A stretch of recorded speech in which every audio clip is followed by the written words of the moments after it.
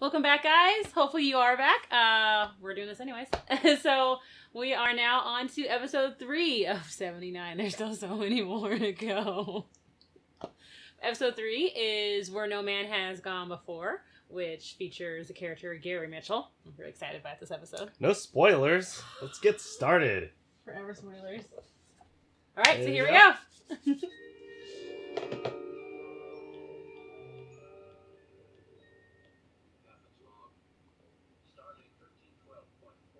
Starting at 1312.4. I can't keep track of these. That's like 200 lower than the previous 2 episodes we saw. This is supposed to happen before, like, in the timeline though, isn't it? It definitely is when you see those costumes. Gosh, those chess pieces literally don't fit on the board. Is this some warning they've left behind? I love this episode because obviously it's an early one out of kind of sequence with what was aired. But, you know, so you've got the pilot version of the costumes that were changed out. Yeah. You know, Nimoy had not defined Spock quite yet. Mm-hmm. Like, his eyebrows are crazy here. Eyebrows are super arched, and he's showing, like, a lot of emotion. Yep, a lot of smiling. And But they have them playing chess, and him getting bested by Kirk. Yeah. Which is rad. They also decided that those chess pieces do not work for the 3D chess set at all, because they don't even fit. Yeah. But they've got FaceTime and Skype and Google Hangout, apparently. Yeah. Everything's so different. Like, the rank braids, like, are just cheap. Yeah, like, Kirk only has 2 stripes, which in the current continuity would mean he's only a commander. It's like, in general, there's not a lot that's changed in the costume between the pilot and then what they end up changing to, but the changes that were made are so significant. You know, changing the color and the fabric, the really, really gorgeous detailed rank braids. It's awesome. Yeah. So, this episode was actually the second pilot that was shot for the series. Because they first shot the pilot called The Cage, which featured... didn't even have Captain Kirk. It had Pike!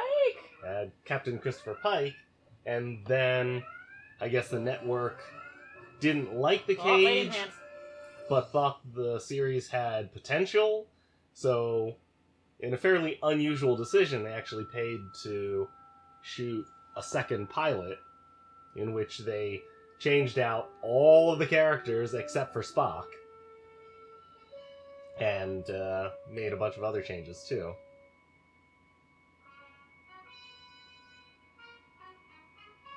And you've got this early version of the opening where you don't have Captain Kirk's voiceover, you know, Space the Final Frontier and all that sort of thing.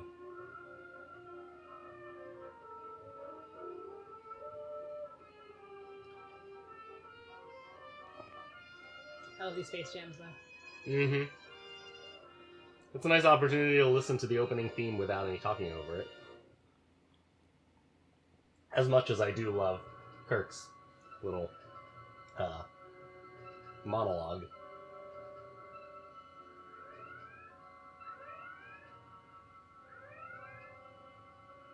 I'm also focused on that swirly material being just in the transporter room. I forget it's like all on the hallway. Yeah, they have it all over the place.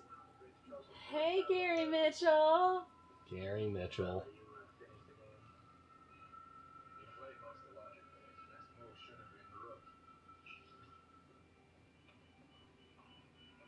It just seems so awkward to have these tunics where you get into them by this big strip of Velcro on the shoulders. Like, just diaper it over your shoulders.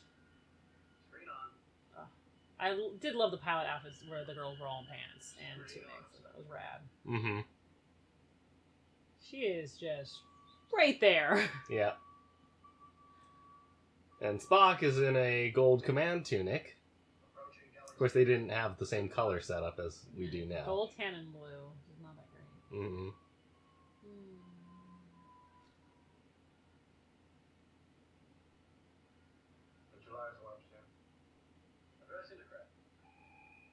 Now, Gary Lockwood, who plays Mitchell. Convenient first name. Yeah. He starred in 2001: A Space Odyssey.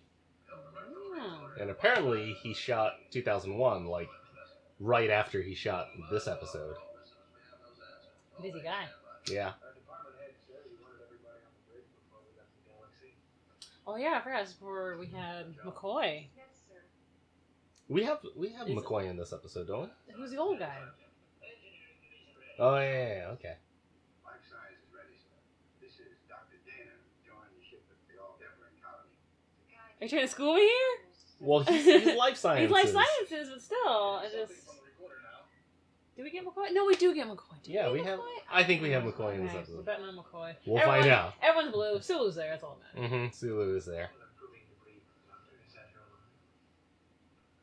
That's more your specialty, Commander. Ice cream. Oh, a little banter. Yeah. Walking freezer unit. Yeah. That sounds a little inappropriate. What? You didn't call her a bitch. The old impulse engines weren't strong enough. What's caused this point, about a half-light year out of the galaxy. They were thrown clear, turned, and headed back into the galaxy here. I'm not getting it all. The tapes are pretty badly burned. I love this episode that there is an edge to space. There is this barrier that no one can explain, but like the last ship that tried to get past it got wrecked. This is a concept that comes back in Star Trek V, your favorite of the Star Trek movies, where there's like a barrier Yes. in the center of the galaxy So good, they used it twice. that they have to get through. It is a fact that some people can sense future happenings, reading backs of playing cards and so on. But the Esper capacity is always quite limited. Severe damage. 7 crew dead. And that's Sally Kellerman, who Make that 6. starred in the motion picture of MASH. Oh. Yeah, she was Hot Lips Houlihan in the motion picture. I can see it. Yeah, got nominated for an Oscar for that role. Really? Yeah. But I think a lot of people will know her from the Rodney Dangerfield movie Back to School. Spock is just so into this information. He's Oh, he getting. is. He really is. I mean, Nimoy as an actor is just being great here. It's just so not the Spock I prefer. He's very into Yeah. what he's doing there. Comments? There's a lot of standing around. Yeah, they just did it the whole time. Probably the best argument to continue the probe. Other vessels will be heading out here someday and have to know what they'll be facing. We're leaving the galaxy, Mr. Mitchell. Ahead, walk back to Not a good decision.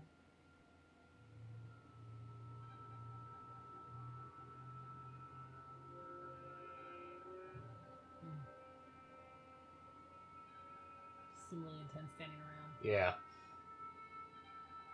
You notice they didn't have the extended backs on the deck chairs either. Oh, there's like the that. edge of space. Oh no!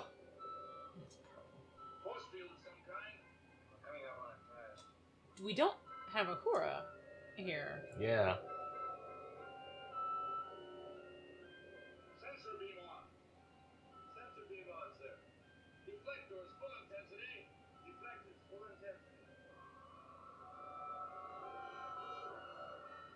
Deflectors say there's something there. Sensors say there isn't. Density negative. Radiation negative. Energy negative. Whatever it is. Contact. So we can't get any readings on it, basically? Yep. Aww. We're just gonna hold hands through this. Yeah. It's terrifying.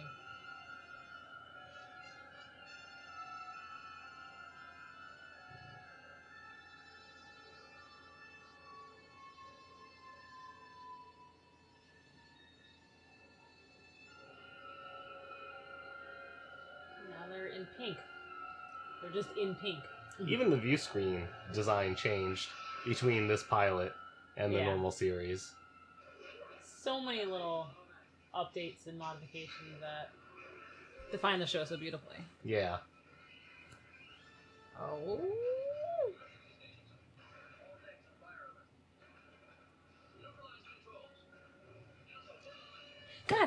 many times did they have to rebuild the set? They Yeah. are nuking the set. It is like... Yeah, they're just blowing up the bridge. I don't think every I've ever episode. paid attention to that before. Like, they are, like, wrecking it. Yeah. So what's her name? What's Yeah. her name? Just got zapped, and Gary Mitchell got zapped! Yep.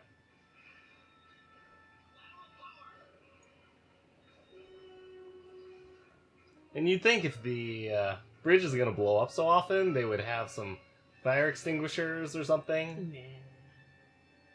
If not just a straight up circuit breaker to keep it from sparking and killing somebody.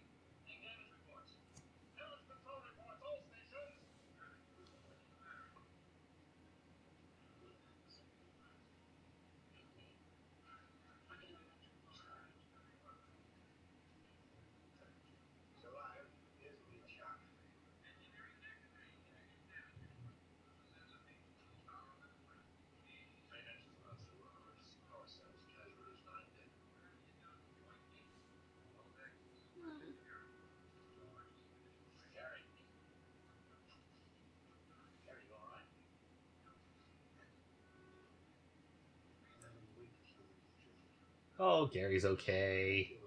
He's talking and everything. Yeah, He looks fine. Just grab someone's head when they're injured. I swear to God. Show me McCoy.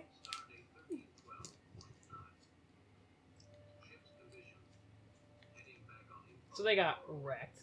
Oh, you know who got wrecked was Gary Mitchell's eyeballs. They're just coasting. Mm-hmm. Yeah, you gotta rebuild the whole set. Yeah. I like to believe that's actual just crew member, like set designers having to rebuild it. Mm-hmm. What did happen?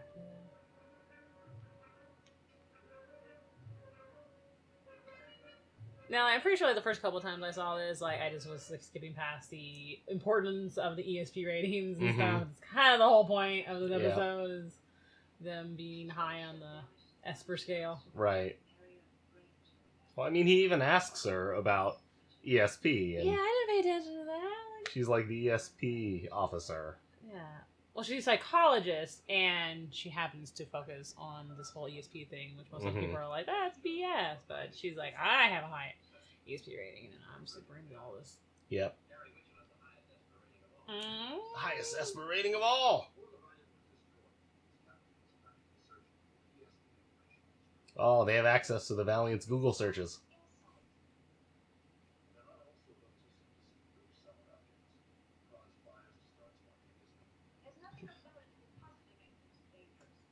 No. ESP's not dangerous at all. Spock knows what's up. Yeah.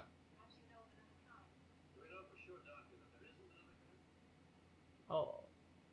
Oh, he I love stumped his her. entire stance is like, I am judging you. Yeah, he's all like, do we know for sure there's not another kind of ESP? Yeah. Now you really got to feel for Gary Mitchell there. He's legit. Those are contacts, right? Like he's actually wearing 60s contacts, which is the thing is, back then terrifying. they didn't have like all the sophisticated Contacts. theatrical contacts that we have now. Yeah. So what did they stick in this man's eyes? What they did was like they contacted all these people who make contact lenses for Hollywood. Mm-hmm. Everybody turned them down. Yeah, except for like, this don't stick one them in old school dude who basically made contacts by taking like 2 contact lenses and putting crinkled up tinfoil in between them. Wow. And sandwiching and them. stuck that. And stuck that And this in actor his was eyes. willing to stick that in his eyeballs. Right. And he could put them into his eyes and wear them for like 5 minutes maximum. Yeah. Like after a minute he'd be screaming to get them out. Yeah, I just don't know how he didn't have like just tears streaming down his face and stuff like that, and his eyes all red. It's crazy. Especially since he's not really, I guess he wasn't really familiar with wearing contacts that much. Who would have been in the 60s? Yeah. Well, Sally Kellerman, who later on gains powers also. Yes. She had Spoilers. experience wearing contacts, so it wasn't as bad for But her. it had to have been an extreme rarity in the 60s. Yeah, wearing it contacts. wasn't as bad for her, but for him, it was like torture. Yeah. and he spends like the entire episode wearing them. So he shot for like. You're missing all the stuff. You have to appreciate what he went through. But this is like the whole thing on with Gary Mitchell and the fact that like they've been buddies since the academy, and Gary is basically the hot jock, and Kirk was the stack of book on legs. That's and true. How it was Gary who had even thrown a hot little blonde number his way to get him a girl, and Kirk's like, she wasn't even what? Like she wasn't into me? Like you just tossed a girl my way to help me out? And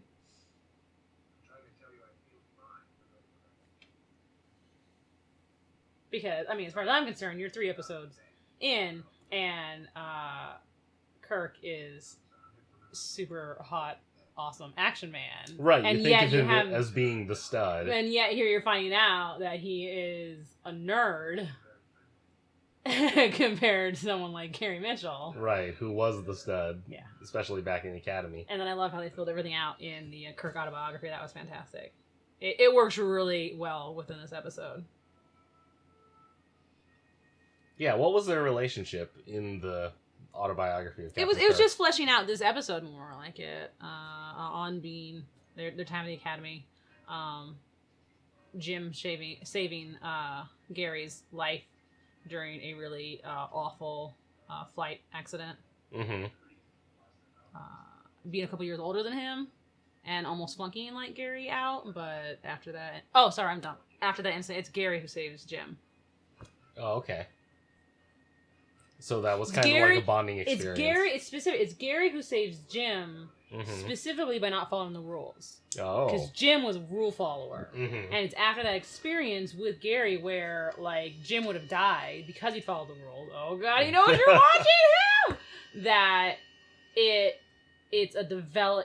molds Jim into the Captain Kirk we all know and love, who doesn't always follow the rules, who thinks with his gut. I see. So, I love that part of the autobiography. It's fantastic. See? Like, there's no McCoy. Yeah. The old dude is from the pilot and from That's the not the second same pilot. doctor from the pilot. Oh, no, it's a different guy. Yeah. Did they switch him out in between the pilots? I think they did. Because, like, you've got a mess of characters in this episode who weren't in the pilot. And who never appear again. I love that pilot. In the series. Well, what are you talking about? Like that doctor. And like the blonde who's standing on... Yeah, but Majel was smart and she just came in as a new character. Yeah. Oh, that poor man. I mean, is that why he doesn't open his eyes that wide? Because I think of it the must be. contacts? Like, probably hurt so bad. I think it must be. Oh, it's just insane. That is commitment to being an actor.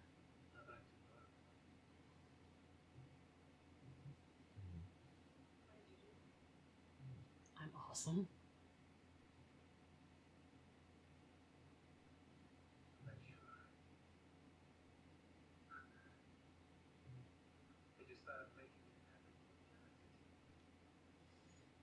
It's like, I have to imagine that this guy is, like, in immense discomfort and then is still able to perform this role. Yeah.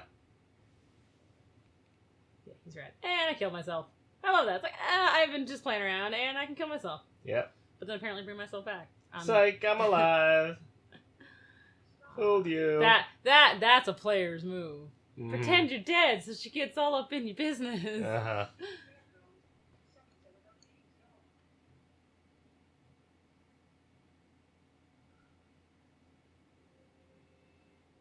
What was that? I know, that's what a little was that? weird. He, That's like, a little weird.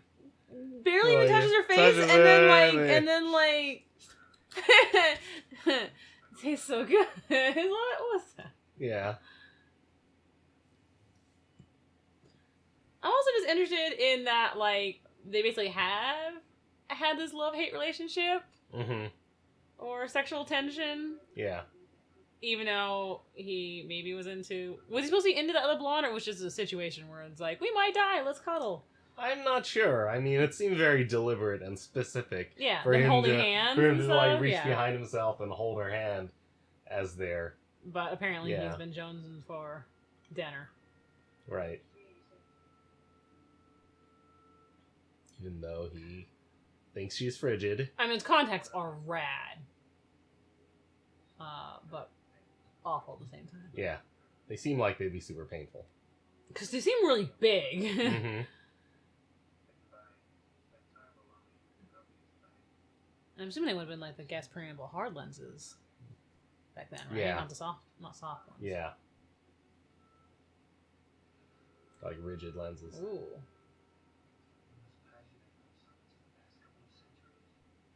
Written in 96.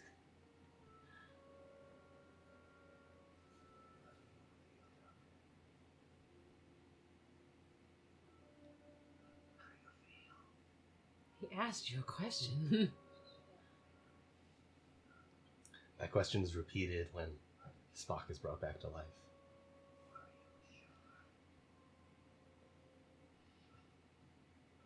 Oh. Walked in on something inappropriate. Awkward.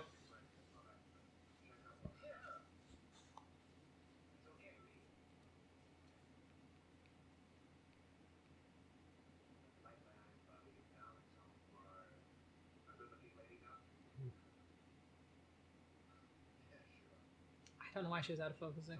Yeah, I know. There's so many times like they're out of focus and it's not for beauty lighting. No. It's just the 60s. Well, I mean, part of the problem is that the viewfinders they're using on the cameras, they don't look through the actual lens. Mm-hmm. Ooh, he mad. So the focusing was all based poor on measuring the distance from the camera. Aww. Aww.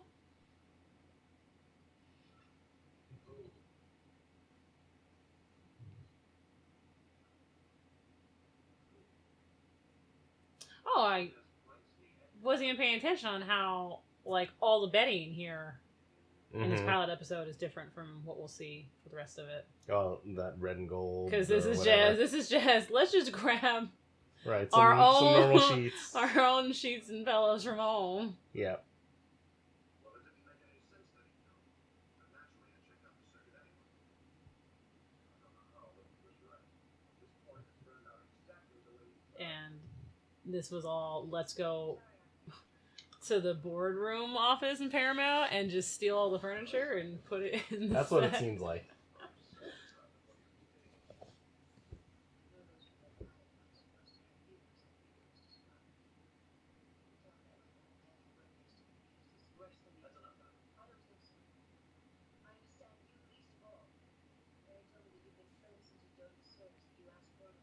You know what really threw me off? They were friends since before they joined the service, weren't they? Who? Gary and Jim. Well, established here, yes, but like it depends on how much you want to be retconned by the autobiography, like how much canon Right. you put on those. Because on that one, it was specifically that they met in the academy. Mm.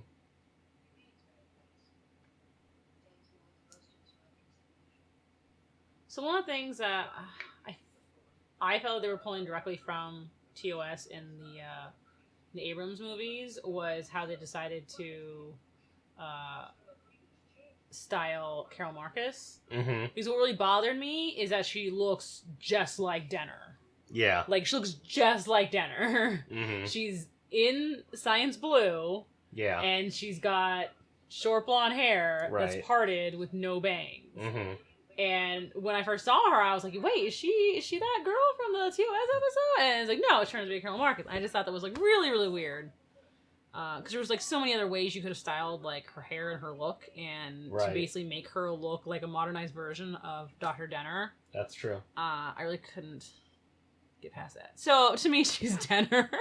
So you Like, think, I don't believe she's more. well, one of Carol the Marcus. things about Into Darkness is that they were really committing hard to the whole, like, oh, Benedict Cumberbatch isn't Khan, you know, Yeah. until he is. And I wonder if styling Carol Marcus like Danner is, you know, also to kind of throw you off, because if you know that's Carol Marcus, then you're automatically going to think, oh, okay, then Khan is going to be involved. You know what I mean?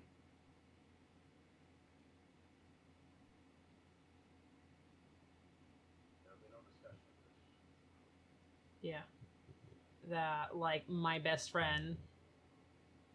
Because that's kind of the point they're making. Like, it's not... In this particular episode, being an earlier pilot episode, it's not necessarily that Spock and Jim are best friends. It's that Jim and Gary Mitchell are best friends. And Right. that is, like, the fundamental, important thing at play here Yeah. for this episode. His best friend. It's really weird that it's coming after Charlie X that, like, we just dealt with a guy who has unstoppable powers, basically. And now the next episode is another guy who's got unstoppable powers. Right. But this one is... Yeah, I'm not This sure. one is- Like, it's if just- I were programming it, I'm not sure. Yeah, why would you put those back I to would back? have done that, but I guess they didn't have that many episodes to choose from. Spock just told him to kill Mitchell while he could. Yeah. Just told him. I mean, it's very sound advice, but it's... Where was that advice when they were dealing with Charlie X? I kept waiting for him to say, like, Captain, you're going to have to murder that child. Oh. My best friend.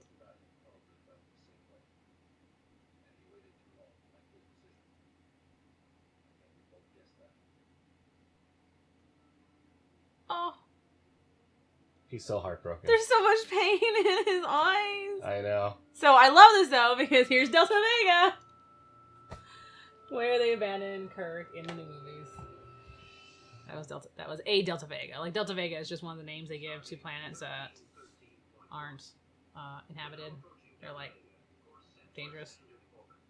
It's just a planet name that they keep using over and over again. Yeah. This is, I think, a couple Delta Vegas. It's just generic planet number 1. It's Delta Vega. Mm-hmm. It's like, all right, we will just abandon Gary on this planet. Yeah. Because I'm not gonna kill my best friend. Right. Kirk sure isn't a marooning people. Yeah. Gary Mitchell and then right. Khan later. Khan, yes, When in exactly. doubt, maroon him on a planet. Right. That's interesting because that. Yeah, Well, it's it's a got water the- cup. It's got the Starfleet Federation logo on it, but then they take that off in the future. Or do they? Or because Have it's they only on one always side. covered it with their hands? I really didn't know. Yeah. And also, that's a very Oh. early version of the That's Starfleet logo because it's yeah. got the Earth on it, you know? But unable to see because he's wearing really painful contacts. Honestly, how did he even catch that cup? Yeah. Some people think that makes me a monster. But you really know I just love how much of what Shatner has to do in this episode is just react Mhm. non-verbally Yeah. to a lot of what's happening. So it's just having to like read the situation in his face. Oh, man. Look at those gun belts. Yeah, no. They're just army belts. Mm-hmm. What, World War One, World War Two army belts? And you got the classic phaser from the pilot. Yes. But with a different Oh. handle, though, because it's gray. Yeah, well, it's It's got like a painted gray. grid, like, painted onto it. So now he can shoot lightning out of his fingers. Yes, he's a Sith Lord now.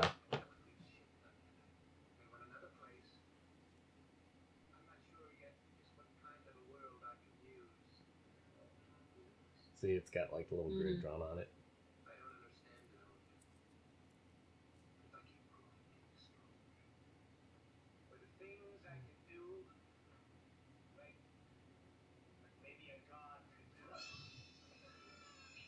And we think that we can just punch him. Still no match Just for our punch White him Cross. enough, and that'll work. Yeah. Well, it does. Why did they try that with Charlie X? Oh yeah, they did. Yeah, but then he zapped them, and it failed. and they fell down Failed with tummy toes. aches. He's fighting it. Oh, look at him! He's fighting Look at his it. face. I'd crush you like insects.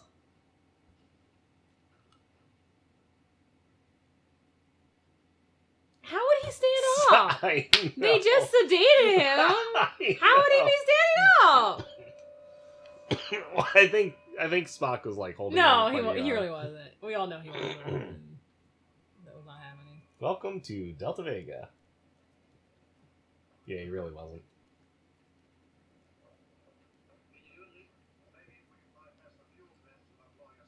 He's doing that creepy, like, rubbing his mouth thing again. Yeah. I don't know what that was. Like, character choice-wise. Is that from something? I have no idea. That just eludes me. That's a pretty sophisticated facility to have nobody on it anymore. To be abandoned? Yeah. Mm-hmm. Oh, people are gonna get dead. You know it.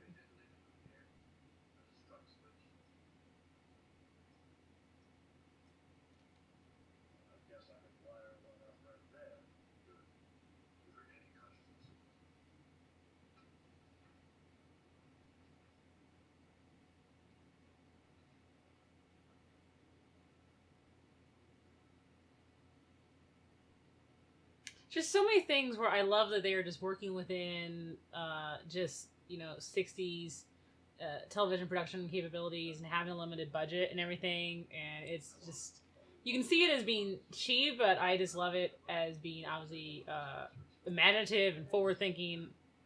Obviously so much of technology we have now is because people were inspired by this on Star Trek. So I love this whole force field thing of we need to see the actor. Right. We can't have a door in the way. So in the future, there are clear, like, invisible force fields that keep you in the room. We'll just put a light around the doorway. Yeah, and it will imply that you can't go through. Yeah. And now we're all about that in movies, too. It's all about having the villain in a, like... Yeah, force field. Transparent aluminum chamber.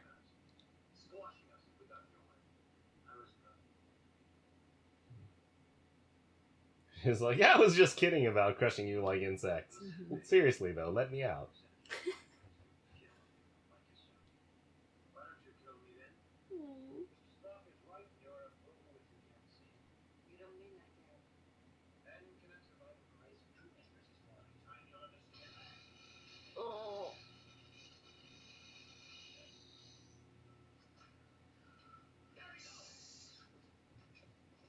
That was a great fall. Yeah. Aww. He's back to normal. You got him back for a brief moment. Ah, now we have to murder him. Nerds. Too slow. Now we straight up have to murder him again. Now he's angry. It's so sad because, there's this tragic quality of knowing that your friend, your normal, non-power mad friend, is in there. Yeah. And he's lost his mind. And, like, there are certain circumstances where you could bring him back out.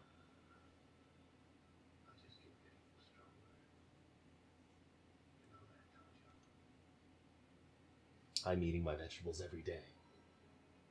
Like, if you are a Kirk fan the way I am, this is a terribly upsetting episode because it's... if you want to read into, like, super hardcore the way I do, it's a super personal, emotional episode focused on Kirk and his struggle to have to make these decisions of, like, personal versus professional. Right. Because this is his best friend that he's gone through the academy with, and he's been changed into a monster. Again, monsters in Star Trek so far, they are never truly evil. Like, there's always different sides to it. Like, because the best line's at the end. I'll say it for the end for anyone who hasn't seen it yet. Because you keep looking at me when I keep saying monsters aren't totally evil because they're not so far in Star Trek. No one's totally evil. I'm just saying, Salt Monster could have just asked for salt. Just ask for salt. Don't murder people.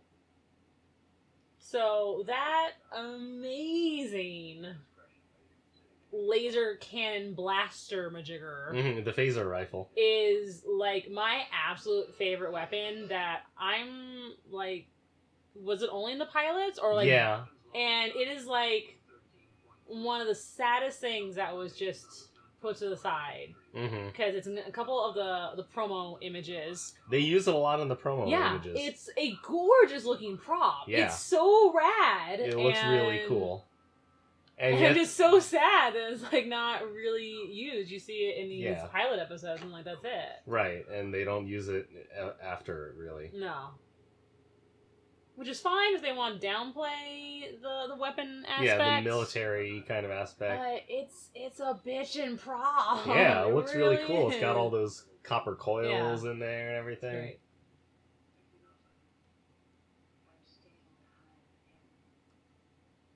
Because we are lovers. She's just that into ESP. No.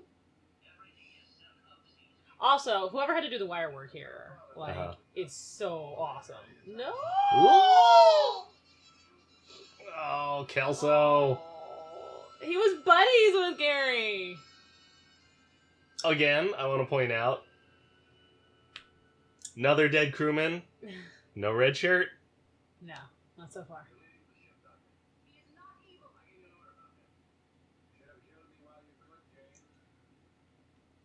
How? Mm-hmm. Oh! Oh! Oh, no!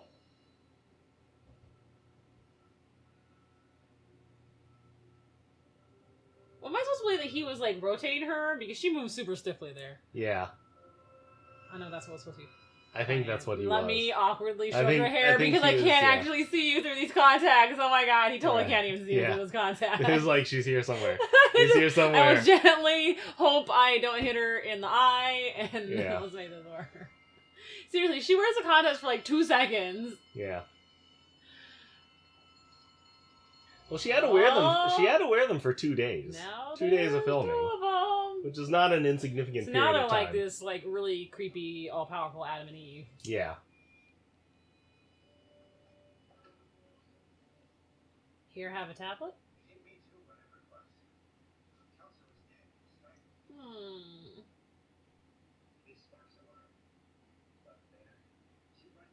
Did you just say Daner? Yeah, Dana. I thought it was Denner. That's Dana. Oh, I don't know anything.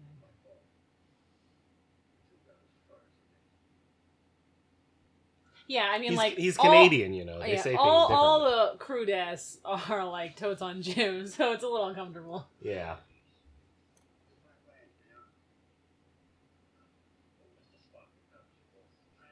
So between this and Charlie X and even Mantrap, I feel like the recurring theme, recurring moral of Star Trek so far is... Don't trust anyone new who comes aboard? No, is you should have killed him earlier. Yes. You should have just killed him earlier. Oh, that creepy kid started hitting on Yeoman Ram. Kill him! Kill him now! That's it. My friend's eyes went silver. Kill him! Yeah, my best friend has silver contacts in. That's it. He's dead. Sorry. I loved you, but now you're dead. That thing just killed one of your crewmen. Mm-hmm. Definitely kill him. Wait a second. I saw her as middle-aged, but you saw her as young? Kill her. That's it.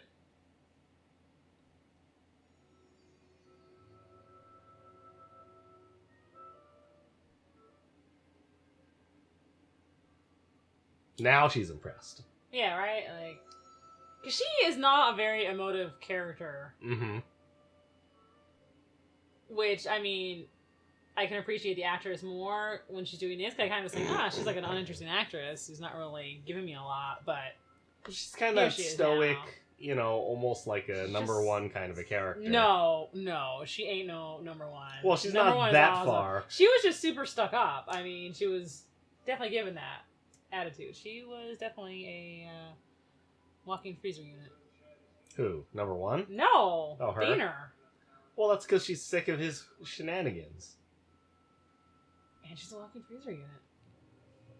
Also, his hair went just because sophisticatedly gray on the sides. Yeah, I noticed that. But I feel like it didn't show up until like just the scene. No, it started going silver earlier, but it starts with the eyes and spreads to the hair. It's everything just kind of horizontally this way. Mm-hmm.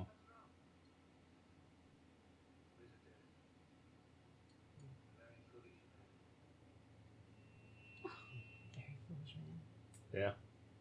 Oh, he's got buckles Yeah, on he's got that early buckles on his boot. boots. Oh, That's weird. Yeah, that's very weird. Shatner is great at rolling around.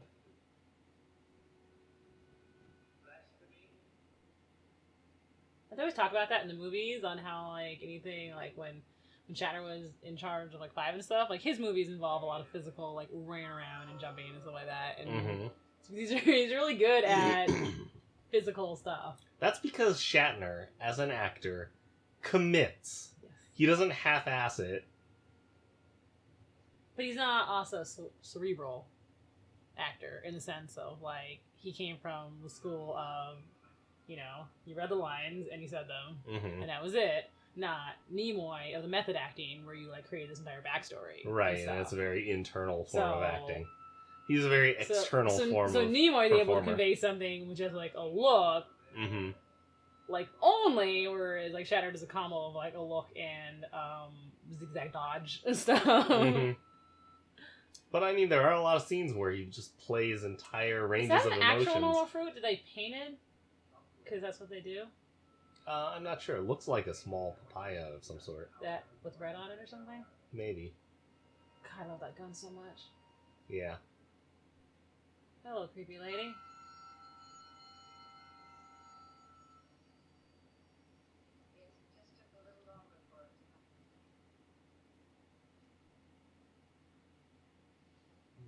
And Kirk is like always in these no-win scenarios. Because seriously, he's got two gods. Super powerful beings. Super powerful beings. That he has to outsmart. All by himself.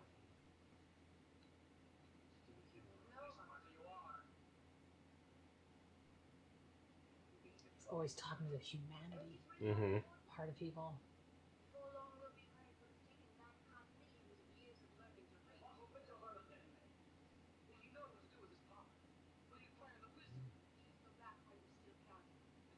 She's so stuck up.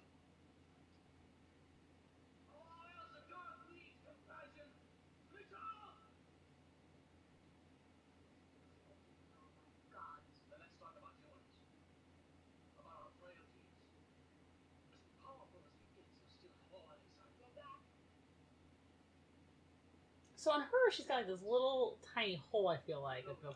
Yeah, like Mitchell also like does. they do on those whiteout contacts where you have this little bit to see through. Mitchell also does, because that's basically the only way you can see out of those things. But you can't see it on him because he's not used to contacts, his eyes stay half closed. Yeah. And she actually has her eyes open. Right. God, those things look horrible to wear. Oh, they just, yeah.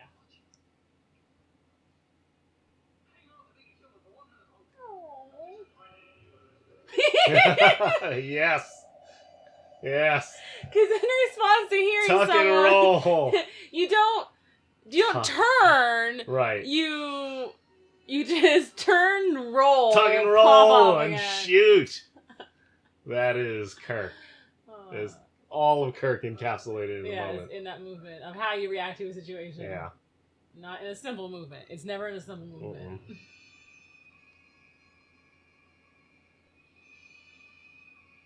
So what were like prop rocks made of back then? Paper mache? Yeah? Oh, that's not good. Some would be made of like foil. Oh, that's not good either. And then painted. That rock there looks painted. Yeah, I know. It looks like paper mache. Like, yeah. Painted.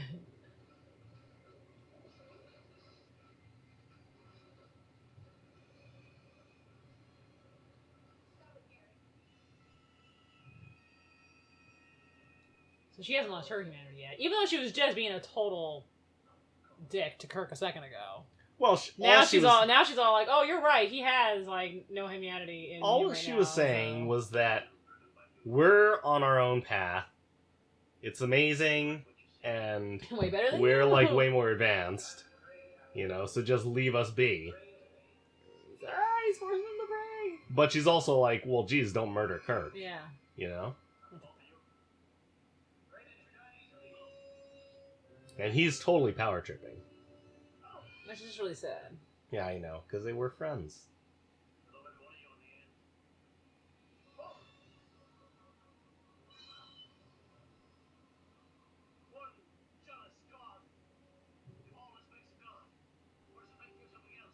Shatner's so good!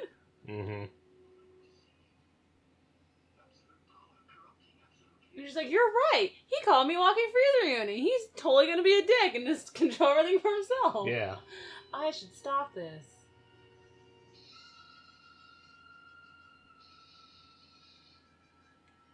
Oh no! Sith on Sith violence. Yeah, she got taken out kind of easily. She's not out yet. She's not, She's still but in the I game. mean... She's like falling on the ground. She's just relaxing. She's just relaxing into it.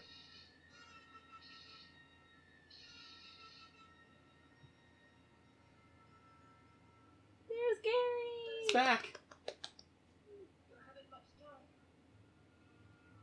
To kill my best friend. Yeah, with your bare hands.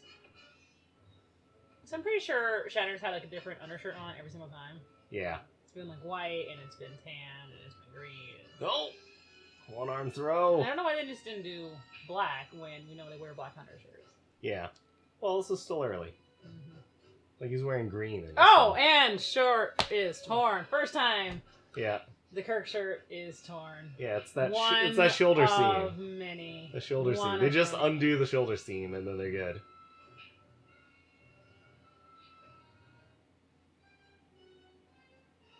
Aw. He's gonna. Oh no. No, kill him. Aww. Waited too long again. She's still standing there. She Oh! can still zap him.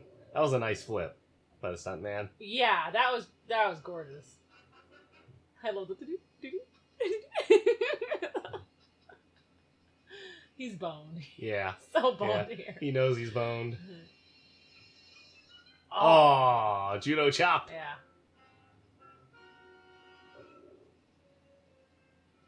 Take you down with me. Yeah. Oh. Allow me to put you in my grave. No. And this conveniently shaped rock. Fits just in there. Right. It probably really doesn't kill you, but whatever.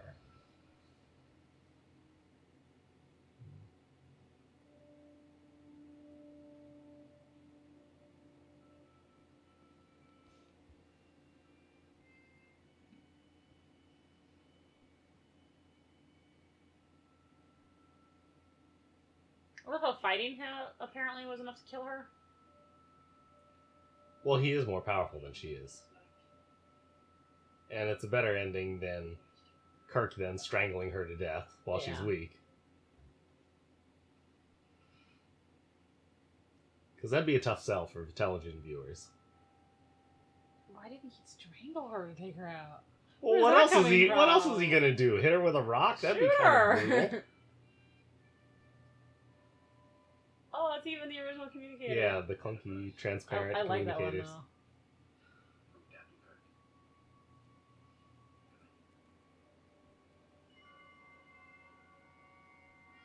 Alright.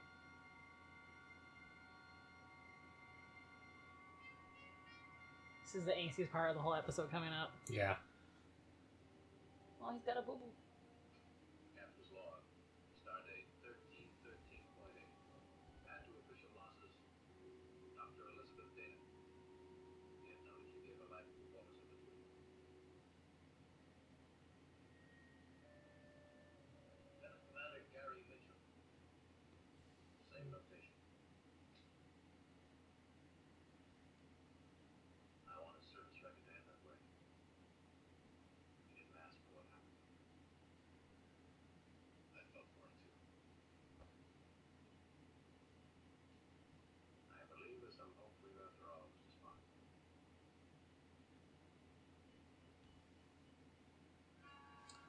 They're such bays. I've got an opening for best friend now. If you'd like to submit your application. Just, so you know. Aww. And Spock's skin tone is basically the same color Yeah. as his uniform. Yeah. Just a lot of tan. That's so But sad. that line is what kills me. With he didn't ask for what happened to him. Because that's why it takes him so long to have to deal with the situation. Yeah. And why it's so sad. Because, you know, didn't ask for this accident to turn him into a monster. To warp his mind. And Right. make him power hungry and give him these powers that would cause all this.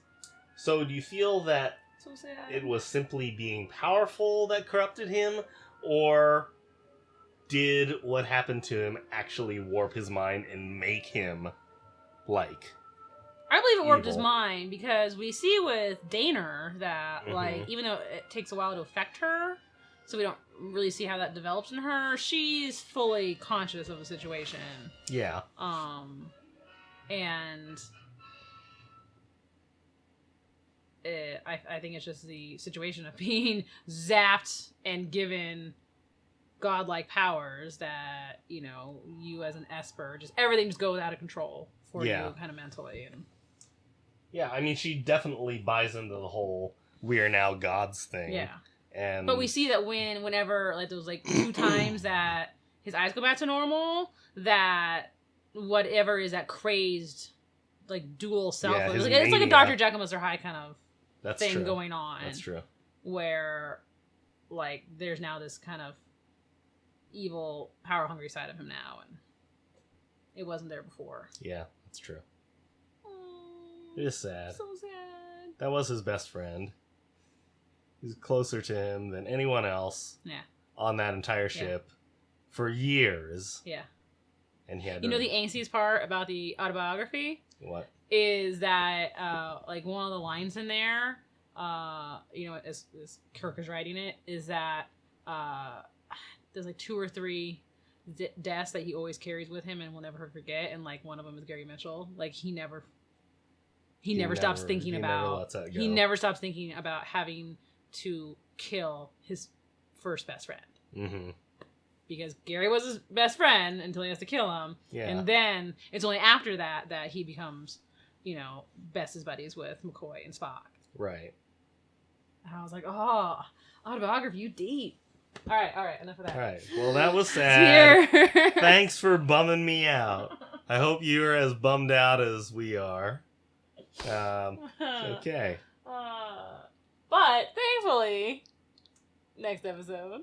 Next episode, The Naked Time.